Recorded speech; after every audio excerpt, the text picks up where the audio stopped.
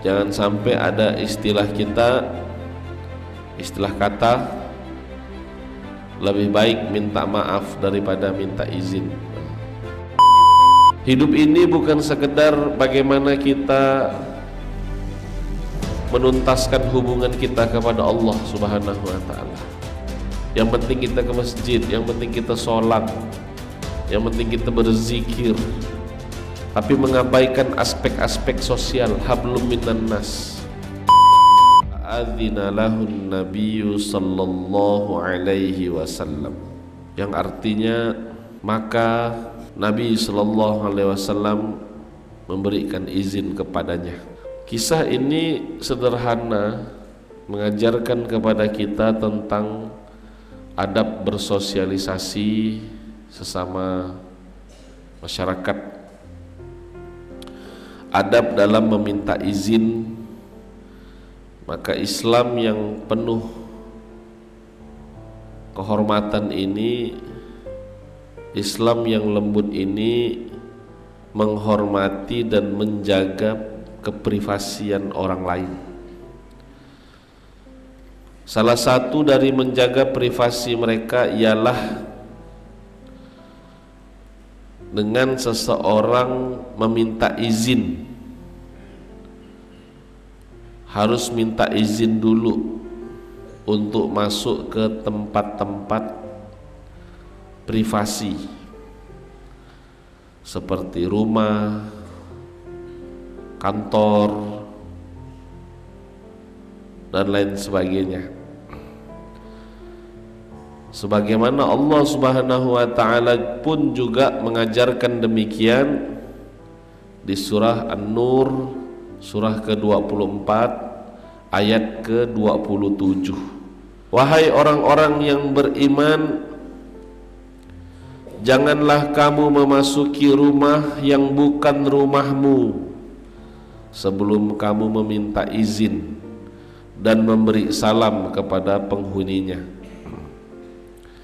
Yang demikian itu lebih baik bagimu agar kamu termasuk orang-orang yang ingat kepada Allah Subhanahu wa ta'ala. Bahkan Allah maktubkan di dalam Al-Quran dengan rinci bagaimana adab tentang meminta izin, menunjukkan sikap sopan santun, menunjukkan sikap adab. Jangan sampai ada istilah kata lebih baik minta maaf daripada minta izin. Artinya apa? Minta izin itu sebelum kita melakukan sesuatu atau masuk ke rumah orang. Kalau minta maaf itu udah telanjur masuk, ketahuan, baru kita minta maaf karena kita tahu itu salah.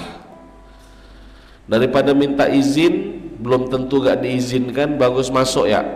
Kalau dia tersinggung kita minta maaf. Nah itu kan prinsip yang keliru.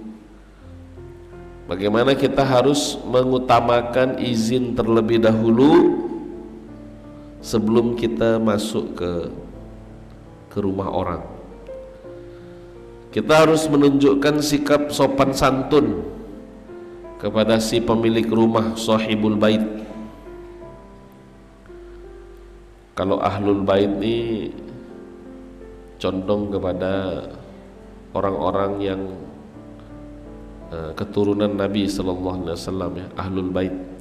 Kalau tuan rumah itu lebih cocoknya sahibul bait.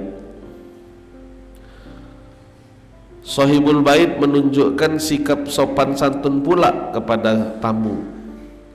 Maka meminta izin diawali dengan salam, maka keduanya menghasilkan kasih sayang dan keridhaan dari Allah Subhanahu wa ta'ala. Keridhaan dari Allah yang diawali keridhaan antar sesama mereka. Kita aja misalnya punya rumah, punya kamar, orang masuk-masuk ya, tak ada assalamualaikum, tak ada izin, kita pasti tersinggung. belum tentu kita pun siap. Bisa jadi kita lagi apa, belum siap kita kedatangan tamu, pakaian kita belum siap, dan lain-lain. Maka Islam mengajarkan, bahkan Al-Quran sendiri ya, mengajarkan sedetail itu dalam kita menghormati orang lain, dalam kita berperilaku sosial sesama manusia.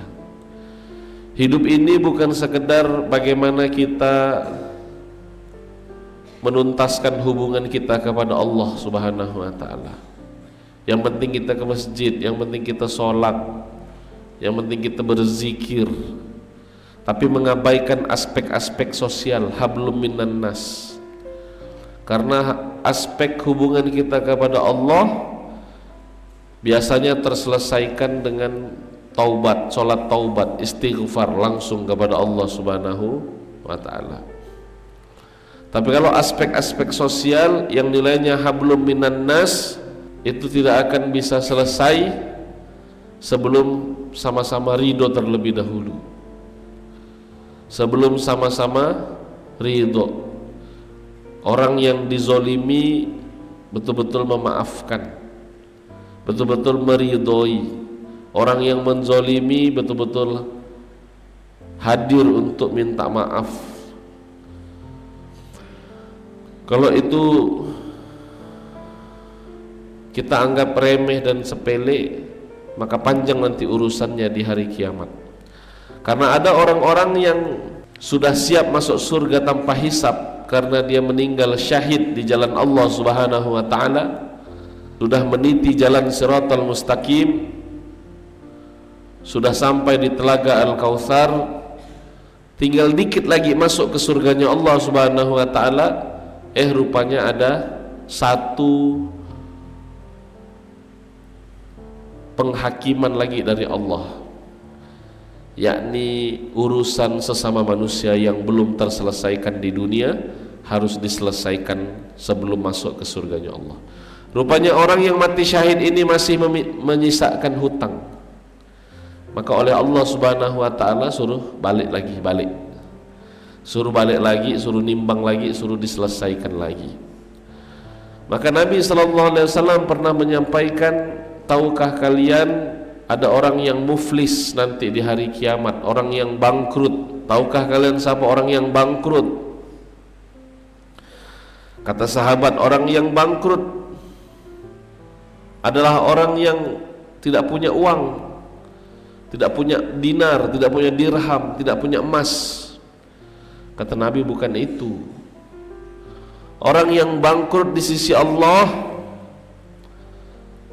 adalah ketika dia menghadap Allah Subhanahu wa ta'ala dengan pahala sholatnya, dengan pahala infaknya, dengan pahala zikirnya, dengan pahala sedekahnya, dengan pahala haji umrohnya, dengan pahala puasanya. Banyak pahalanya dia kumpulkan menghadap Allah Subhanahu wa ta'ala.